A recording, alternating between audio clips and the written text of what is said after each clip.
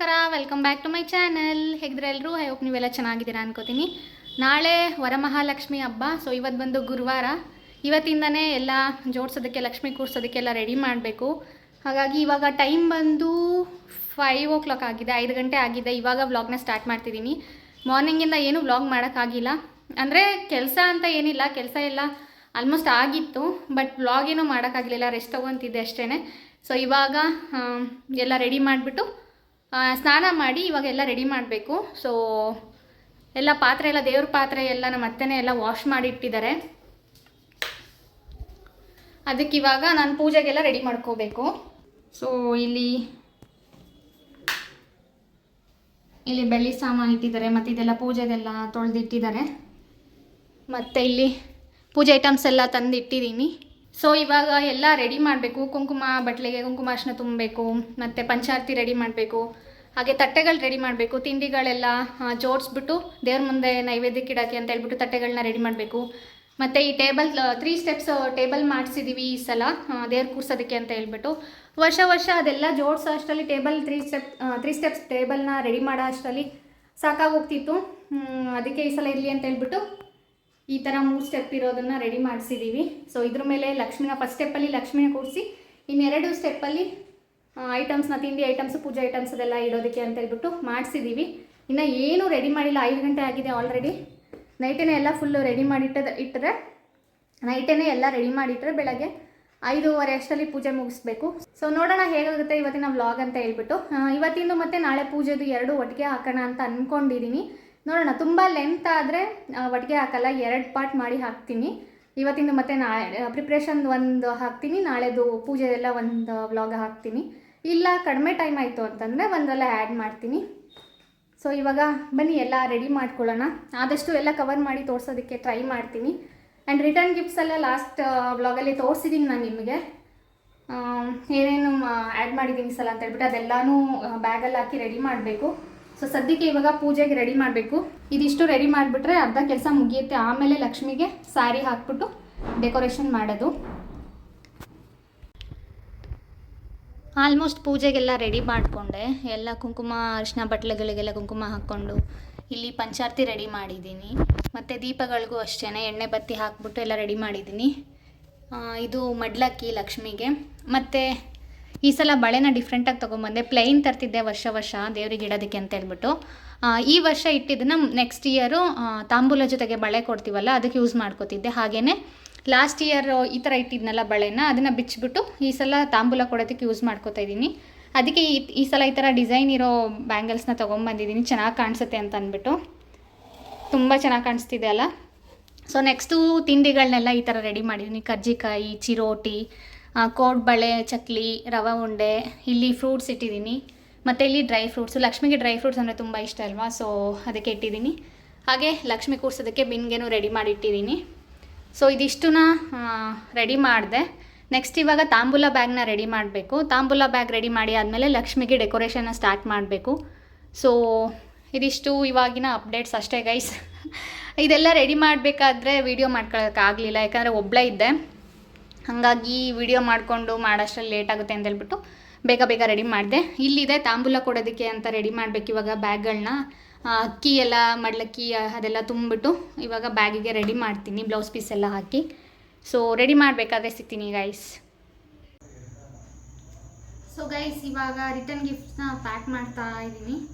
Earrings ತರಿಸಿದ್ನಲ್ಲ ಅದು ಒಂದೊಂದೇ separate ಮಾಡಿಕೊಂಡು ಪ್ಯಾಕ್ ಮಾಡ್ತಾ ಇದ್ದೀನಿ. ಸೊ ಇವಾಗ ಈ ಬ್ಯಾಗಿಗೆ ಬಳೆ ಮತ್ತು ಇಯರಿಂಗ್ಸ್ ಹಾಕ್ತಾ ಇದ್ದೀನಿ. ಸೊ ಬಳೆ ತೆಗಿನಾ?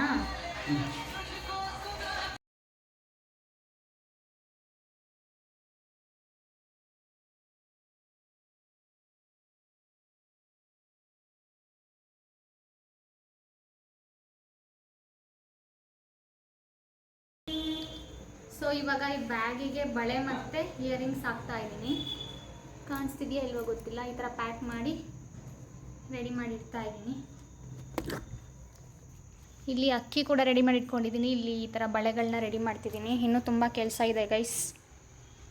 ವೀಡಿಯೋನೂ ಒಬ್ಬಳೇ ಮಾಡಬೇಕು, ಇದನ್ನು ಒಬ್ಬಳೇ ಮಾಡ್ತಾಯಿದ್ದೀನಿ. ಹಾಗಾಗಿ ಎಲ್ಲ ಕ್ಯಾಪ್ಚರ್ ಮಾಡೋಕ್ಕಾಗ್ತಿಲ್ಲ, ಸ್ವಲ್ಪ ಸ್ವಲ್ಪ ಕ್ಯಾಪ್ಚರ್ ಮಾಡ್ತಾಯಿದ್ದೀನಿ. ತೋರಿಸ್ತೀನಿ ನಿಮಗೆ ಎಲ್ಲ ಫೈನಲ್ ಆಗಿ ಹೇಗಾಗಿದೆ ಅಂತ ಹೇಳ್ಬಿಟ್ಟು.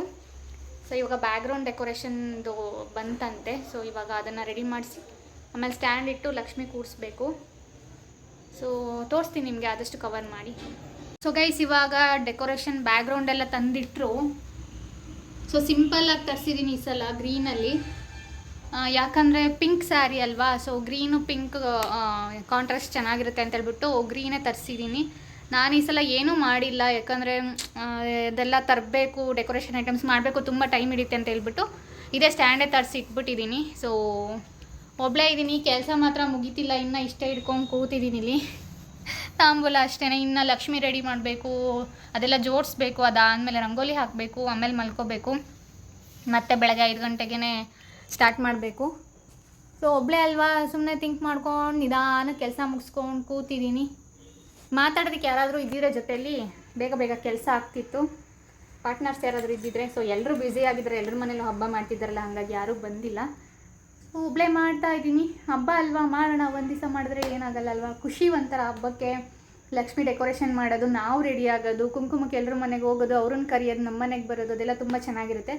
ಅದರಲ್ಲೂ ವರಮಹಾಲಕ್ಷ್ಮಿ ಹಬ್ಬ ಅಂದರೆ ಹೆಣ್ಮಕ್ಳಿಗೆಲ್ಲ ತುಂಬಾ ಇಷ್ಟ ಅಲ್ವಾ. ಸೊ ನನಗೂ ಅಷ್ಟೇ ವರಮಹಾಲಕ್ಷ್ಮಿ ಹಬ್ಬ ತುಂಬ ಇಷ್ಟ, ಲಕ್ಷ್ಮಿ ಡೆಕೋರೇಷನ್ ಮಾಡೋಕ್ಕೆ. ಮತ್ತು ನಾನು ಚೆನ್ನಾಗಿ ರೆಡಿಯಾಗಿ ಎಲ್ಲರ ಮನೆಗೆ ಕುಂಕುಮಕ್ಕೆ ಹೋಗೋದು, ಅದೆಲ್ಲ ನನಗೂ ಇಷ್ಟನೇ.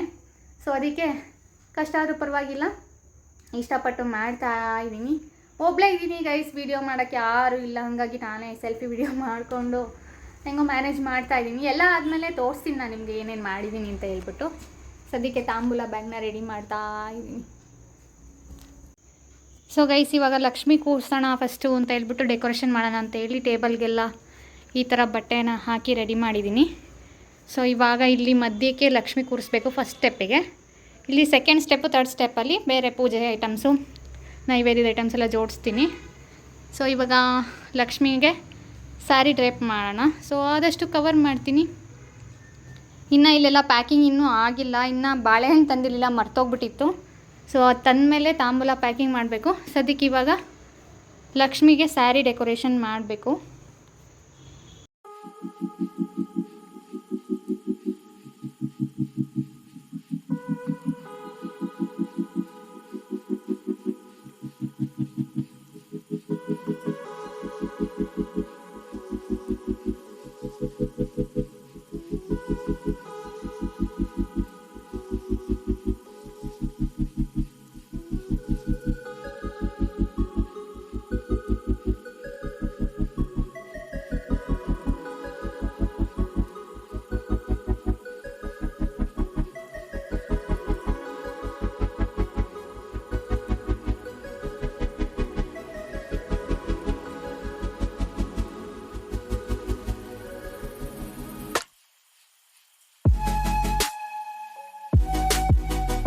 ಸೊ ಗೈಸ್, ಲಕ್ಷ್ಮಿನ ಕೂರಿಸಿ ಡೆಕೋರೇಷನ್ ಮಾಡಿ ರೆಡಿ ಮಾಡಿದ್ದೀನಿ.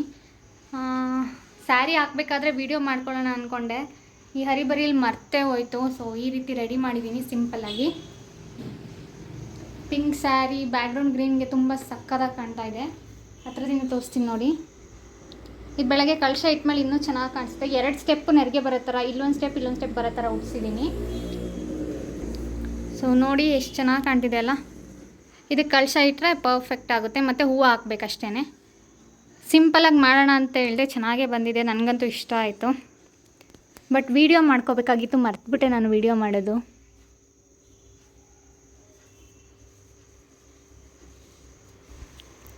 ವೀಡಿಯೋ ಮಾಡೋಣ ಅಂದ್ಕೊಂಡು ಎಲ್ಲ ರೆಡಿ ಮಾಡೋ ಅಷ್ಟರಲ್ಲಿ ಮರ್ತೇ ಹೋಯ್ತು ಗೈಸ್ ವೀಡಿಯೋ ಮಾಡೋದು.